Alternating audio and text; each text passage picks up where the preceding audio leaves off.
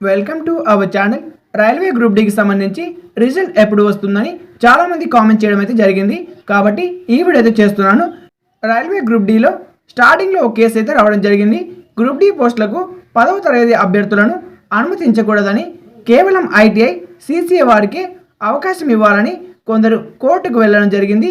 కొన్ని రోజుల తర్వాత కోర్టు అయితే ఆ యొక్క కేసును పరిశీలించి 10వ తరగతి వరకు కూడా అర్హులేనని స్పష్టం చేయడం అయితే జరిగింది. ఆ తర్వాత ఎగ్జామ్ డేస్ అయితే వచ్చాయి. ఎగ్జామ్ అయితే కంప్లీట్ కావడం జరిగింది. ఇప్పుడు వచ్చేసి నార్మలైజేషన్కి ఎవరైతే సిసిఏ చేసింటారో ఓల్డ్ స్టూడెంట్స్ అయితే కేసు పెట్టడం అయితే జరిగింది. ప్రధాన సమస్య వచ్చేసి ఎవరైతే సిసిఏ అభ్యర్థులు ఉంటారో వారికి 1/3 వంతు మార్కుల వెయిటేజీకి అమలులో ఓల్డ్ మరియు న్యూ బ్యాచ్ల మధ్య మార్కుల వ్యత్యాసం ఉండడంపై ఈ యొక్క వెయిటేజ్ కారణంగా ఎవరైతే ఓల్డ్ స్టూడెంట్స్ ఉంటారో వారికి అన్యాయం జరుగుతుందని, అందరికీ సమానమైన నార్మలైజేషన్ ఫార్ములా ఉండాలని ప్రస్తుతం విచారణ జరుగుతుంది. ఇది ఫలితాల ప్రక్రియను కొంత ఆలస్యం అయితే చేస్తుంది.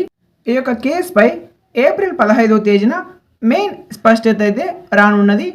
ఏప్రిల్ 15వ తేదీన వచ్చిన తర్వాత ఏప్రిల్ లాస్ట్ వీక్ లేదా మే ఫస్ట్ వీక్న అయితే ఈ యొక్క ఫలితాలు అయితే వస్తాయి. ఫలితాలు వచ్చిన తర్వాత 15 నుంచి 20 రోజుల్లోపు ఫిజికల్ ఎఫిషియన్సీ టెస్ట్ అయితే ప్రారంభం కావచ్చు. ఈసారి ఓల్డ్ నోటిఫికేషన్తో పోల్చినట్టయితే కట్ ఆఫ్ అయితే కొంత ఎక్కువగానే ఉండే అవకాశం అయితే ఉంటుంది. ఎవరైతే సిసిఏ అభ్యర్థులు ఉంటారో వీరికి కట్ ఆఫ్ అయితే చాలా తక్కువగా ఉండే అవకాశం అయితే ఉంటుంది.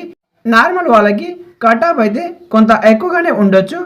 మనం పోస్ట్ వైజ్గా చూసినట్టయితే ట్రాక్ మెయింటైనర్ వంటి పోస్టులకు కట్ ఆఫ్ అయితే తక్కువగా ఉంటుంది.